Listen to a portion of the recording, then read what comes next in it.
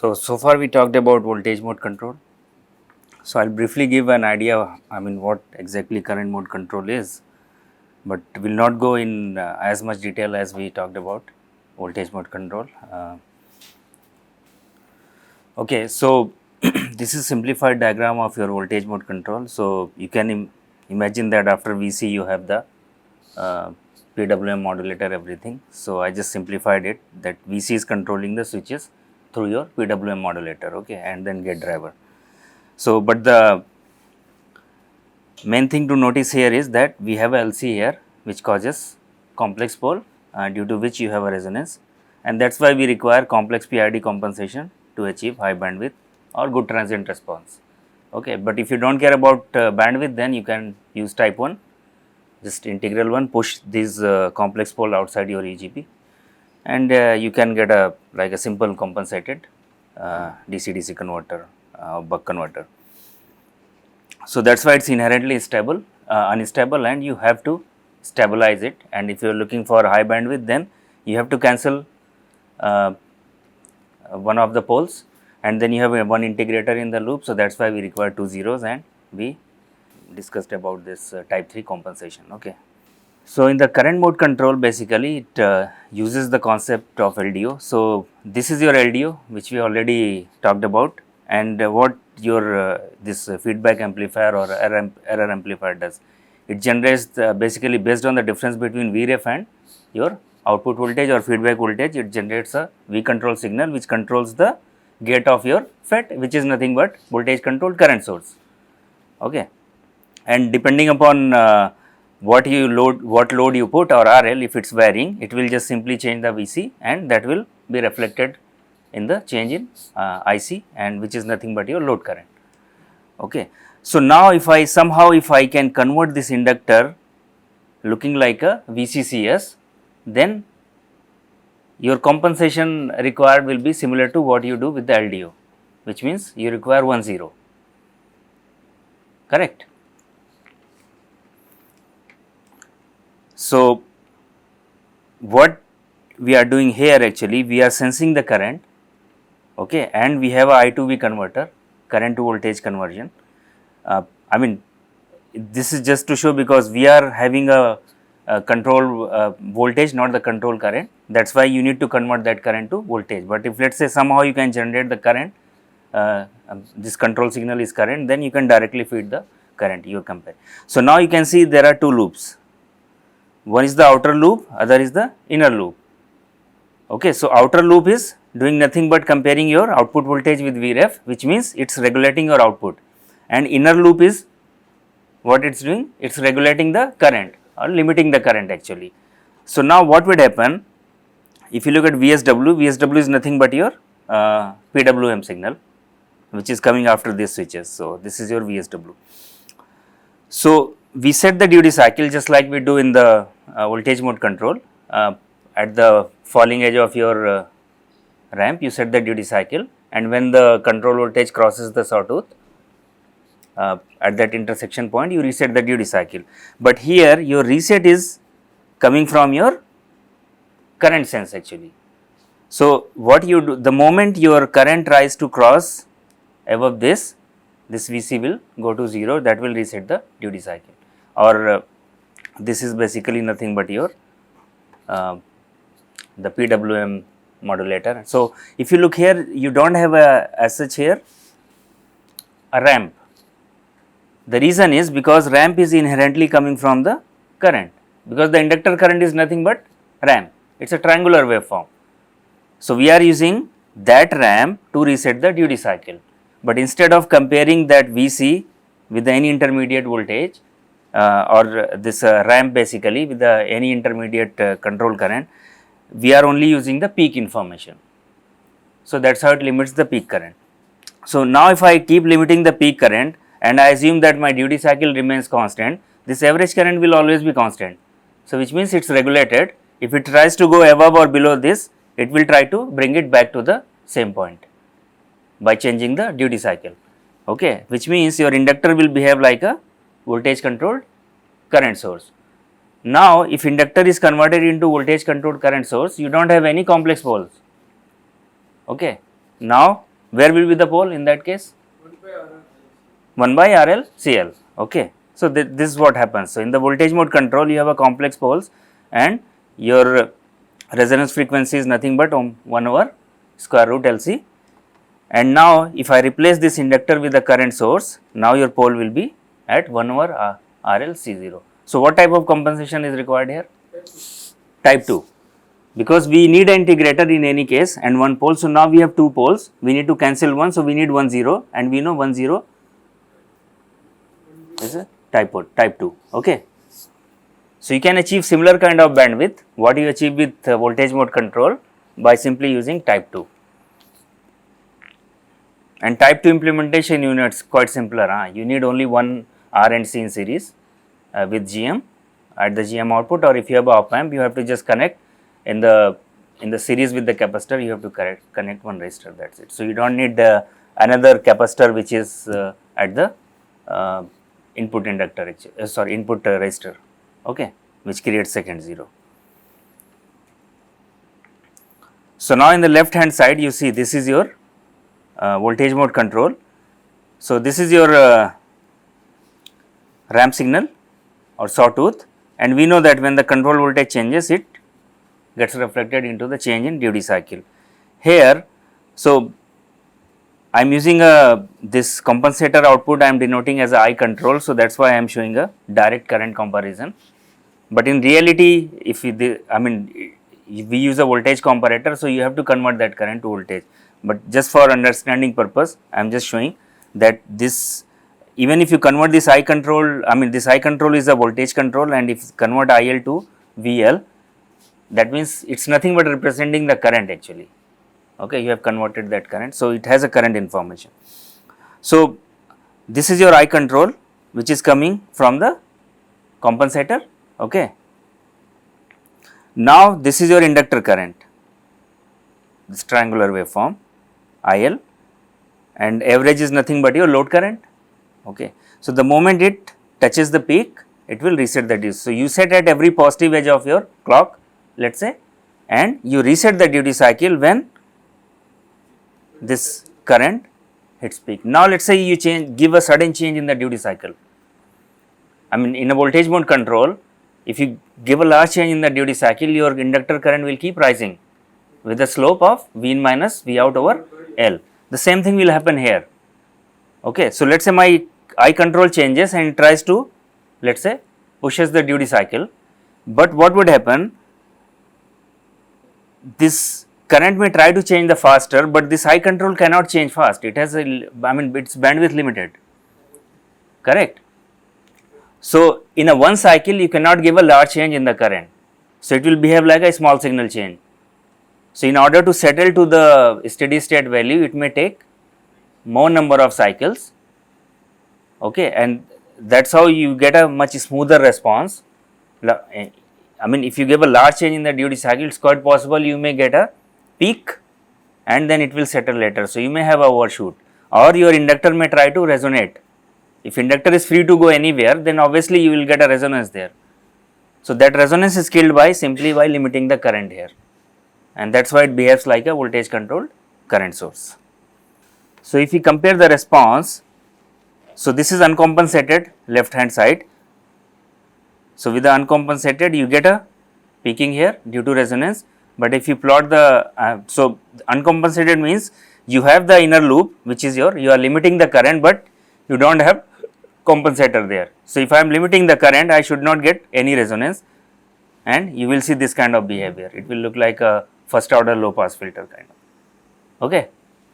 And similarly the phase response, you can see the phase drop is steeper here in case of voltage mode. In current mode, phase is not dropping that much because of the double pole, okay. So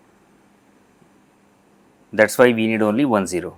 Now look at here, we know that in the mid band, what happens, if you keep moving the first 0 inside, your mid band gain remains flatter, okay. So it will drop, and this mainly because of this peaking, we may require a lower gain to meet the same UGB, okay. But in this case, if you look, so since we do not have this peaking, even to get the same kind of a UGB, you can see the mid band gain is higher compared to the voltage mode control, and that is why your settling behavior will be better or smoother compared to the voltage mode control. Okay. Now, if you assume that I move the first 0 inside, then it will look like something this. Okay. And we have seen the settling behavior, it takes longer time to settle if midband gain is low. Okay. But in the other case, it much closer to the first order response compared to the voltage mode control. So, the current mode you can approximate better with the first order compared to the voltage mode control. And phase, similarly the phase response you can see here. So, there is no steeper change in the phase which you have in the voltage mode control. Okay. So, there are various techniques you use in the current mode control. So, you can limit the peak current. Okay. So, limiting the peak current means you need to sense the peak current, and that is why we call it peak current mode control. And so, you only sense the high side fed current, not the bottom fed current. Valley current mode control, so you limit the valley, not the peak in this case, and then you get you need to sense the bottom fed, and that is why we call it valley current mode. So, we call it peak current mode or valley current mode or emulated current mode. So, in the emulated current mode we have information of both peak and valley used. So, this is more like a average current mode control. So, since we have both peak and valley, you can calculate the average, but if you have only one peak or valley, you do not know where the average is. So, if you limit both valley and peak, then you can get the average, and this cycle by cycle average if you control, you will get the average current mode control. Right? Since in this case the reason we call it emulated current mode control, because we predict the other current. So, let us say we are only detecting the peak current, measuring the peak current, but based on that information you have the V in, V out, everything you know, and you can estimate the valley current based on that. So, if I know the slope, I can estimate the valley current if I know the peak. So, how long it will take and where will it reach depending upon your off time. Okay. So, that is why we call it emulated current mode. But if you literally measure both peak and valley, then you can build a real average current mode control. Okay. So, in the peak current mode, we are sensing only high side fed current. Okay. So, this is your high side. Here it is shown NMOS, but in our case it is a PMOS, but a lot of places we use NMOS as high side with a gate overdrive. Because if this is V in, let us say input supply, so we cannot use a V in here, it will draw 1 Vt. Okay. So, we use a overdrive. So, we use V in plus Vt or more higher voltage, and that is done by using bootstrapping actually. So, there is a feedback capacitor which pumps this voltage up when this is turned on, high side fed. So, the reason we use N fed, because we know the mobility is much higher. So, your area will be much smaller, or for the same area you will get a better RDS on. That is the main reason. So, for high current applications we mostly use NMOS for high side fed also. So, you are sensing only this current. So, we know during the off time it will remain 0. So, you are seeing only this current during the on time, and this is nothing but this current and this current will be same, and when this high side current reaches V, which is your control voltage, the duty cycle will get reset. Okay. So, this is your reset signal which is generated by comparing this high side current and your control voltage. Okay. And that is how your duty cycle is generated, and your set point remains same, it is forced at your clock frequency. So, every positive edge of your clock you set the duty cycle, but you reset when your peak current touches your control or it crosses that control voltage. Okay. In the valley I am sensing the bottom fed current. So, in this case during off time you are sensing the current, and we are basically here setting the duty cycle. So, I mean now you can imagine your so this is your set point and this is your reset point. Okay. So, now we are setting at a valley, just like a trailing edge and leading edge you had, it is the same thing actually, similar thing. So, now we are setting at this valley, that means this edge is going to move, rising edge. In this case your falling edge is moving. So, you can say this is more like a leading edge. okay, and so you reset, so your reset remains fixed, but your set is determined by the current, okay, the valley current, correct, and this is your emulated current. So, here let us say I am sensing only the bottom FET and this one is emulated actually. So, we are predicting based on this current and slope, basically we are predicting what will be that, and I can get a complete inductor current based on that information. Okay. So, now you can limit the peak current, but you can control the duty cycle at, so it will limit the, so basically in this case we can limit the peak as well as control the duty cycle by using the valley information. Okay. So, you need both peak and valley here, and that is why it is more like a average current mode control. Okay. So, if we compare the voltage mode control and current mode control, then so one thing, important thing, if you remember, we talked about line feed forward control, where your ramp amplitude is controlled by V in. So, that gives you better transient, line transient, correct. So, in this case the peak current mode. So, let us say V in changes, what would happen if V in is change, this slope will change. If this slope changes, it will, let us say V in is increased. So, V in increase, this slope will get faster. So, it will hit your VE point early. So, what does it mean? Your duty cycle is reduced or increased if slope is faster. You are resetting the duty cycle here. Huh? So, if it hits early, you will reset early. So, you are reducing the duty cycle, and when V in is increased, what do you need to do? Increase the duty cycle or decrease? Reduce. Huh? So, you inherently you have a feed forward control here. So, that is why line transient here inherently is very good compared to the voltage mode control. But if you use a valley current mode, then you will not get that advantage, because your slope is, or the this valley current, this falling current is only depending on output voltage, it does not contain the V in there. So, for good line transient you always use peak current mode control. So, low transient, so bandwidth is good, we know, and it is independent of load current. If you change the load current, my bandwidth almost remains same, because if you look at the loop gain response, your load is changing nothing, it only changes Q, if you remember, but your resonance frequency will remain same, your zero location will remain same, your gain will hardly change. So, your UGB should not change in that case, but in this case your pole is at 1 over RC, okay. So, load RL into your C out. So, if RL is changing, your pole will change. So, in that case your bandwidth is depending on your load current, just like in the LDO if you have, because your pole is moving. So, very low duty cycle operation, here it is good, here it is poor. Why? Why it is poor? If you are operating at very low duty cycle, why do you think it will be poor?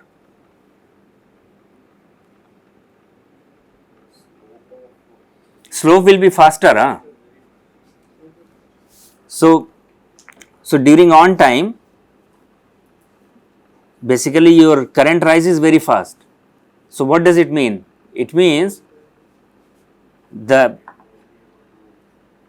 current sense amplifier you require should be very high gain bandwidth. So, the bandwidth, it will be limited by the bandwidth. So, you cannot sense very fast current, and that is why that will limit your low duty cycle operation. Okay. And when it is a bandwidth limited, I am trying to hit the peak, but if it is a slow, then I mean instead of the exact peak current, you may detect a higher current and it will change your response in that case. So, that is why, and noise sensitivity is good here, but insensitivity and it is poor actually, and we will talk about that later, why it is bad. So, compensation, here it is a little bit complex because we require type 3, here the compensation is much simpler, you just require type 2 compensation. Okay.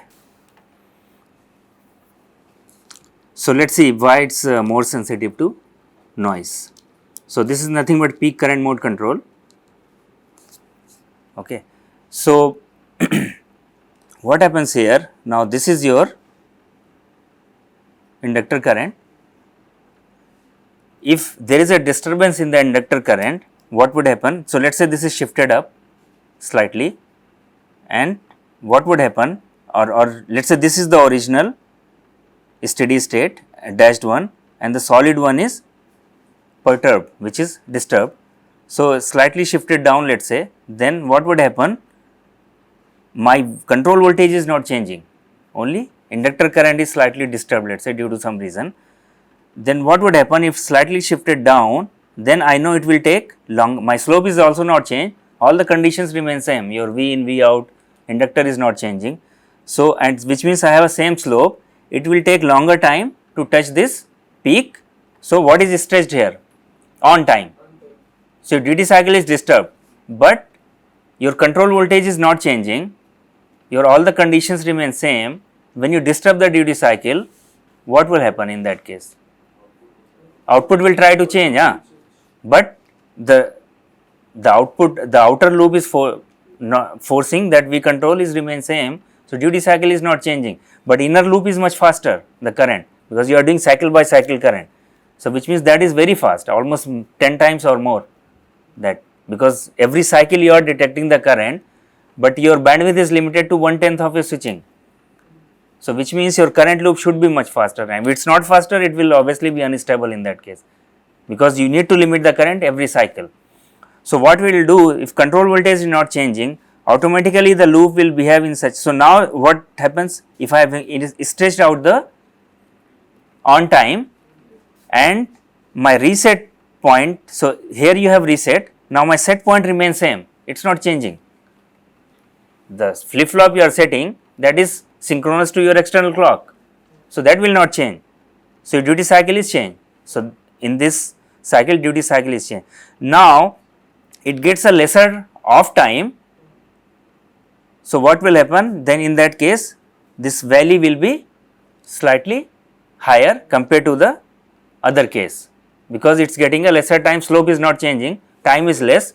So, this voltage will not discharge to the same value what we had previously had. So, now in the next cycle, which means it will take less time to reach to the peak. So, what happens now? Your duty cycle is reduced. So, what happens? Alternate cycle you will see, I mean ultimately the output loop should force it to settle after few cycles, it will settle. But the problem is, if duty cycle is 50% or more, then it does not settle. And what it does, alternate cycle. So, let us say in the first cycle it is increased. So, let us say I am operating at 50% duty cycle. First cycle gives you 75%, then second cycle will automatically go to 25. So, what is average here? 75, 20, 50. So, your average output is not changing, control will not change, and this condition will remain, it will lock to that condition. So, the 50% fixed duty cycle is equivalent to 75 is to 25 alternate if you are changing. Okay. So, your output is not changing, but what is the problem with that? So, your output will be regulated to the same value, but then what is the problem? Why can't we do that? This is similar to what we were talking about, this pulse skip mode, if you remember. We were alternating between two duty cycle, but there we were doing a D mean and 0. Here it is alternating between 75, 25, and average is giving me 50.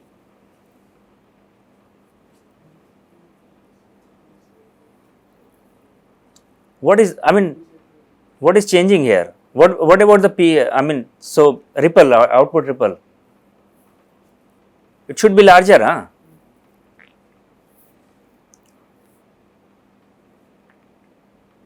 Look at the inductor current behavior, I mean, earlier you had this uniform, now peak to peak inductor current is increased, because in one case you have a smaller duty cycle compared to the other. Okay. So, in this case your peak to peak current is increased, and also you have a tone at a half the frequency of your switching. So, let us say FSW, now you are alternating between two. So, you have a FSW and FSW by 2 tones here. So FSW by 2 will not be if duty cycle is fixed, but since your duty cycle is changing every other cycle, clock cycle, then you will have a Fs by 2. Similar to in the case, let us say when we are talking about this pulse skip mode, if you use a, let us say 5 cycle of one and 1 cycle of that other, then you will get a Fs by 6 tone. Okay, but then there we are looking at very small change, not a bigger change, that is why, but if you have a bigger change, that tone will be much significant, but if you do it gradually, very small, in that case we are looking at very high resolution. So, that is why you will see your output ripple will not be that big, but in this case it may be large, you are going from 25 to 75 directly, okay, and this is called subharmonic oscillation. So, this is one kind of instability, even though it is not as unstable. I mean, what we call unstable, we always measure in terms of phase margin and all those, but it has nothing to do with the phase margin thing. So, that is why we call it subharmonic oscillation, and some people refer it as that it has an instability, but in reality it is not an unstable system, it is a stable system with a subharmonic oscillation. So, this may, I mean, here it is having alternate 1:1, but it may happen like say 2:2 or 3:3, and as it goes on, so let us say I get a 3 cycles of something and 3 cycles of some other, then your tone will be at a much lower frequency, then your ripple will further grow in that case. So, let us see why does it happen actually. So, I have drawn here two currents. So, one current is your basically you can say disturbed current, other current is your steady state current, okay, and this is duty cycle less than 0.5 and this is the case greater than 5. So, this different, if it is a, let us say unstable or we have a subharmonic oscillation, then this should never converge back to the same value, which means every cycle it should grow, that difference, the gap between the two, but if it is converging, then this gap will keep reducing, okay. So, it may take 1 or 2 cycles or it may take even longer, depending upon how much, what is the strength of the instability, and that will be determined by the duty cycle actually. So, we know that it is unstable when its duty cycle is greater than 0.5. So, how away you are from 0.5, then you can see how much this will grow and how many cycles it may take to settle, okay. So, here you can see every cycle it is increasing, the gap between the two, okay. So, this and then the next cycle you can see here it will again grow, but here it is reducing, okay. So, that is why which means that, and you can draw yourself with the two different duty cycle and see it will keep growing. For d greater than 0.5 it will keep growing and less than 0.5 it will converge, okay. So, now if I want to write the equation for these lines, so we have 4 lines here. So, 2 lines for rising and 2 lines for falling, and they will be repeated again and again every cycle, okay. So, we know this is d and the other is obviously 1 minus d, and if this slope rising slope of this solid line I call it m1 and falling slope is m2, okay, and the slope will remain same for all the lines, okay. So, now if I want to write the equation for line 1, this is your line 1 solid, okay. So, what will be the equation for this? If I want to determine this peak current, this will be slope times multiplied by time. So, if this is T0, okay. So, M1 into T plus whatever the initial voltage, initial current I0, and for line 2, this is your line 2, this is shifted, okay. So, this is shifted here negative. So, I think this dashed one is your real and this one is disturbed, the solid one, that is why I am showing here minus. So, M1 slope is same and now your time is, time is, no, I think this is correct, no, correct. So, this dashed one is actually disturbed one, I mean you can call anyone disturbed or it does not matter as such. So, this is appearing before this peak is occurring before this. So if you call that as a delta T naught, then this will be T minus delta T naught, slope will remain same, plus I naught and shifted up, so plus delta I naught. Okay. Now if I subtract the two equations, so basically they both are same, so equate the two, and what you get, delta T naught equal to delta I naught over m1. Okay. Now if I substitute delta, so and what for this other two lines you can determine delta I1. Okay. So write the same equation. If you write the same equation, so what is the difference here? Difference is delta I1. So in that equation, here you are getting a delta T naught, there you will get a delta I naught, because the peak is same here, but the value is different, correct, but they are occurring at the same time. So you will get a delta I naught from line 3 and line 4 and delta T naught from line 1 and line 2, correct.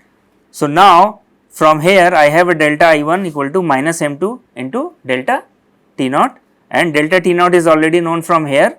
So you can find delta I1 equal to minus delta I naught m2 over m1, correct. So this is only for one cycle. What will happen if I go to the next cycle? Slope, everything remains same. So this is the relationship between delta I1 and delta I naught. When I go to the next cycle, that will be relationship between delta I2 and delta I1. Okay. So if I am looking for n cycle, then you will see it will be m2 over m1 to the power n, correct, because this, if I replace this delta I1 with delta I0 with I1 and this with I2, and delta I1 from the previous case you keep replacing, so it will basically your power of this m2 over m1 will keep building every cycle.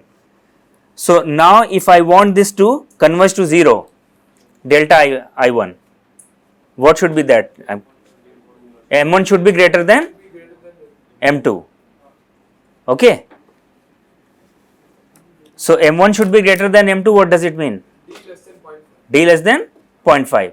That's why it will only converge if D is less than 0.5. If D is greater than 0.5, then it will not converge and you will get instability. And D equal to 0.5 is your critical condition here.